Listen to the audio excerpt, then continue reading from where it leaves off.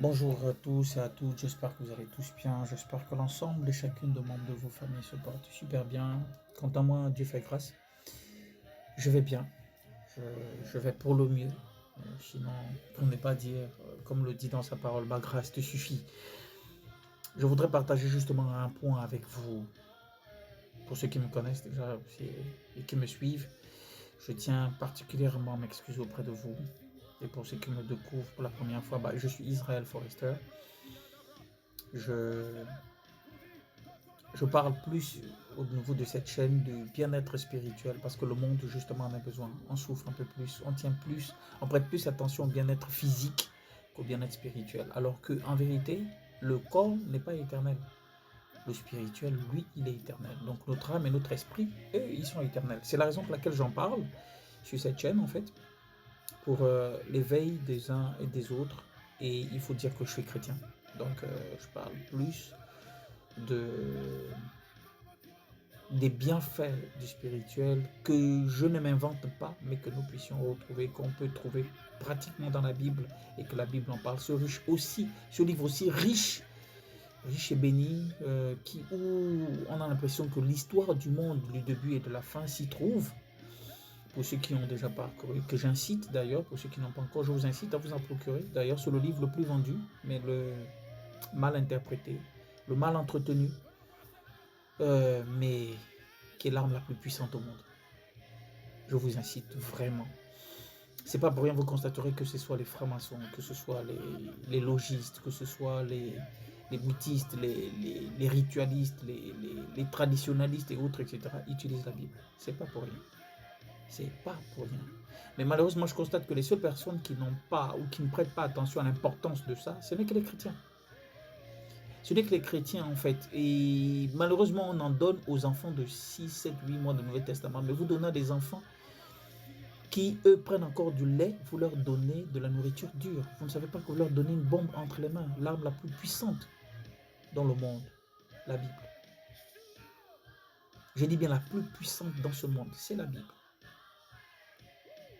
C'est la parole de Dieu. Expérimentez-la et vous m'en direz, en fait. Beaucoup ont fait des ex-satanistes, des anciens satanistes convertis aujourd'hui chrétiens, des anciens francs-maçons convertis aujourd'hui chrétiens. Beaucoup, d'ailleurs, témoignent la capacité et l'importance et la puissance de ce livre. Ce livre de vie, parce que c'est un livre de vie, qui vit. C'est pas comment on appelle ça, un, un égrégore satanique et autres, etc., où il faut faire des incantations. Non, non, non, non, non. Lui, il n'a pas besoin de ça. Le Seigneur dit, je vous donne ma paix. Et la paix qu'il donne surpasse toute paix dans ce monde. Donc voilà, justement, j'espère que le décor, je l'ai planté.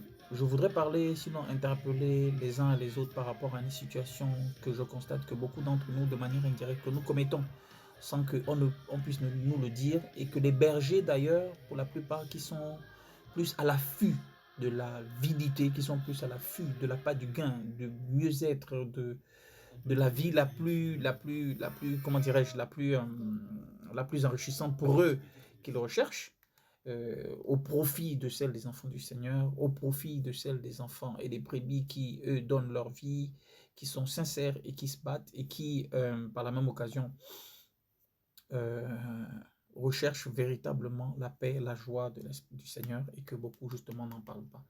Donc, moi, je voudrais simplement dire que cette histoire, c'est le moi, c'est le jeu. Je parle au sens propre, pas au sens figuré. Au sens propre. Parce que de manière indirecte, nous employons souvent ce mot, mais au sens figuré, sans se rendre compte. Mais au sens propre, quelque chose qu'on a nourri en abondance dans son cœur avant de prononcer le mot pour dire non, ne faites pas ceci parce qu'on était frustré. Donc, dorénavant, moi, je vais bâtir ma vie, moi, je vais aller de l'avant, moi, je vais me réaliser, je ne crois qu'en moi, je n'espère que sur moi, je ne compte que sur moi. Le premier à l'avoir fait, vous n'êtes pas nouveau dans cette expérience, le premier à l'avoir fait, c'est Lucifer. Il a nourri cette pensée dans son cœur en se disant, je vais hisser mon trône au-dessus de celui de Dieu. Parce que l'orgueil, l'avidité, la cupidité l'avait déjà envahi. Et qu'est-ce qui s'est passé? Il s'est retrouvé précipité sur la terre. L'astre brillant qui s'est retrouvé précipité sur la terre. Donc, je voudrais simplement partager ceci avec vous pour dire que nous employons tous cette expression pour la plupart du temps. Mais faisons attention. Commençons à nous repentir. Parce que c'est justement en cultivant cette expression du jeu, du moi et tout ça que nous cultivons plus au sens propre, pas au sens figuré. Au sens figuré, je peux le dire. C'est mon téléphone. Voilà, c'est ma pochette à lunettes. Je sais pas, moi, c'est mon stylo. C'est sur mes lunettes. Voilà.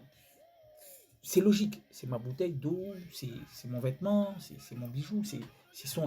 Oui, d'accord. Mais dire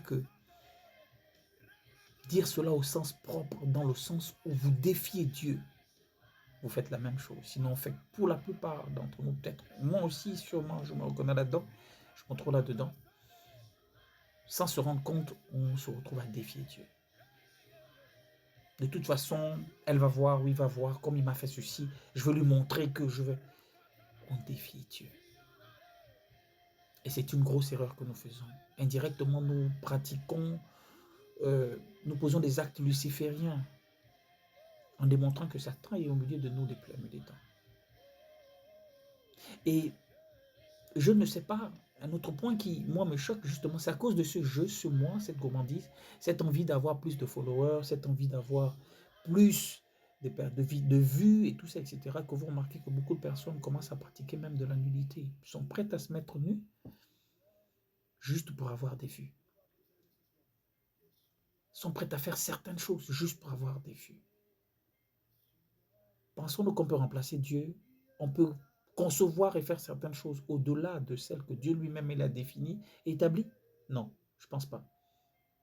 Parce que lorsqu'on fait ça, on crée cette petite communauté, on pense en fait que nous sommes des dieux, nous avons la capacité de... moi, je fais ceci dans mon... Non, si tu viens parler mal dans mon live, moi, je te fais ceci, je te fais cela, je te fais cela. C'est-à-dire qu'on se comporte comme des petits dieux ou, à la limite, on devient des dieux. On fait exactement comme Lucifer. Mais est-ce que c'est ce que Christ nous a amené, ou nous a donné, ou nous a légué comme héritage? Non. C'est que le Seigneur, par lequel nous interpelle tous, mes frères, mes sœurs, mes bien-aimés, c'est rechercher premièrement le royaume des cieux et sa justice. Il le dit dans sa parole. Parce qu'en recherchant le royaume des cieux et sa justice, nous recherchons l'éternité. Et l'éternité, c'est l'âme et l'esprit. Le corps, il est éphémère. Celui qu'on passe le temps à entretenir, il est éphémère. Il va rester, il redeviendra poussière, ce ver de terre. C'est une réalité. Et sa justice, marcher selon les principes et la droiture du Seigneur, selon ses recommandations, l'amour, la piété, la bienveillance, la bonté, envers même nos ennemis. Ne suivez pas ce que le monde nous présente. Nous avons gangréné, nous avons été voilés par une chose que nous pensons être bien pour nous, mais nous nous sommes détruits, nous nous sommes égarés. C'est la raison pour laquelle beaucoup d'entre nous se retrouvent dans des situations où ils veulent le mariage. Le Seigneur ne leur répond pas. Ils veulent des enfants, le Seigneur ne leur répond pas. Ils veulent un mari ou une femme, le Seigneur ne leur répond pas. Parce que justement, nous nous sommes trompés. Beaucoup de bergers sont à l'origine de cette tromperie. Mes frères, mes sœurs, ne voyez-vous pas que le temps de réveil et de la fin des temps, les signes sont nombreux. La parole le dit. Quand vous verrez ceci, on parlera de guerre. Encore.